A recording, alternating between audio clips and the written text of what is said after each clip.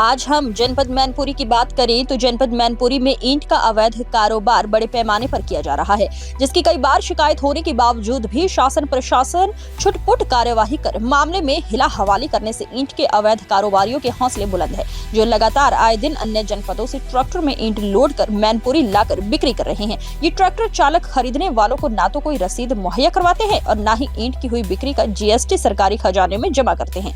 इतना ही नहीं, बाहर से आने वाली ट्रैक्टर में ओवरलोड ईंट भारी होने के कारण दो पहियों पर ट्रैक्टर चलते हुए नजर आ रहे हैं, जिससे आए दिन हादसे भी होते रहते हैं। इतना ही नहीं, गैर जनपदों की हो रही ईंटों की बिक्री को लेकर जनपद मैनपुरी के ईंट उद्योग कारोबारियों को काफी नुकसान से जूझना पड़ रहा है। अवैध रूप से हो रही बिक्री को लेकर आज ईंट भट्टा उद्योग करने वाले व्यापारियों ने जिला कार्यालय पहुंचकर प्रदर्शन किया और जिलाधिकारी को ज्ञापन सौंपते हुए मांग की है कि बाहर की ईंटों की बिक्री पर रोक लगाई जाए। क्या नाम है सर आपका? सुनील वर्मा।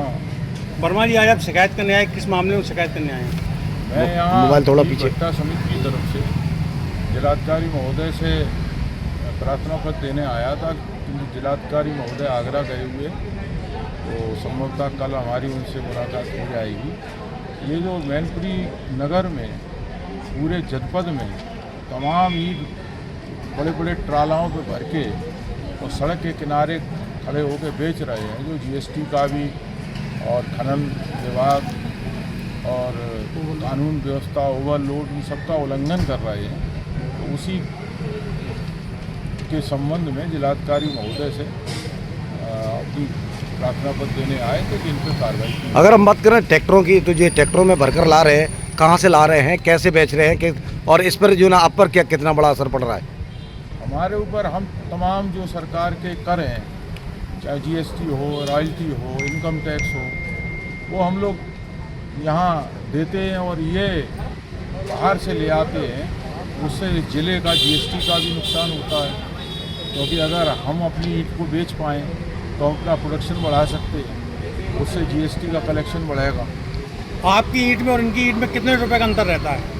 अब ये तो मुझे नहीं मालूम कितने रुपए का अंतर रहता है, उनका तो जिस तरह से भी हो वो बेच लेते हैं, लेकिन वो सड़क के किनारे खड़े करके अवैध रूप से नहीं बेच सकते। ARTO ने कुछ कार्रवाई भी की है?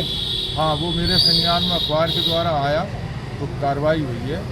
ये जो भी भट्टे हैं वो यहाँ अपना दफ्तर बनाएं, अपना गोदाम बनाएं और विधिवत जीएसटी का भुगतान करके बेच सकते हैं। क्या मांग है आपकी? हमारी मांग है कि इनको रुकवाया जाए और इनको सड़क पे बिक्री से रोक दिया जाए। जितेंद्र भदौरिया और जीतू भदौरिया। जीतू भाई, आज आपने एप्लीकेशन दी जिलाधिकारी को, क्या मामला था, किस संबंध में एप्लीकेशन दी? एप्लीकेशन इस संबंध में दी कि ईंट की जो ओवरलोडिंग ट्रैक्टर जो बाहर से आ रहे हैं यहाँ अवैध रूप से जो बिक्री की जा रही है उसको रोका जाए।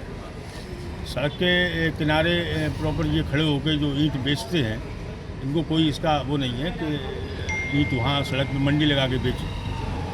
अपना ऑफिस दफ्तर बनाएं, जीएसटी दे विधिवत और उस प्रकार अपनी ईंट बेच सकते हैं। तो इस तरह से भट्टा व्यवसायियों को कितना बड़ा नुकसान हो रहा है? बहुत बड़ा नुकसान हो रहा है। क्या मांग करेंगे? मांग ये कर रहे हैं कि उनको तुरंत एसपी साहब और डीएम साहब और ARTO साहब से हमारा मानना है कि कहना है और कि उनको तुरंत तत्काल रूप पे वहाँ से उसको रोका जाए। तो क्या लगता है जिस तरह से ये भट्टा जो ना अवैध रूप से मतलब ईंटों की बिक्री कर रहे हैं, तो क्या जीएसटी चोरी भी करते हैं? जीएसटी भी चोरी हो रही है जिले की। अगर जीएसटी दे के अगर करते हैं तो ठीक है, और जीएसटी अगर नहीं देते तो फिर चोरी हो रही है, तो सरकार को भी नुकसान है इससे।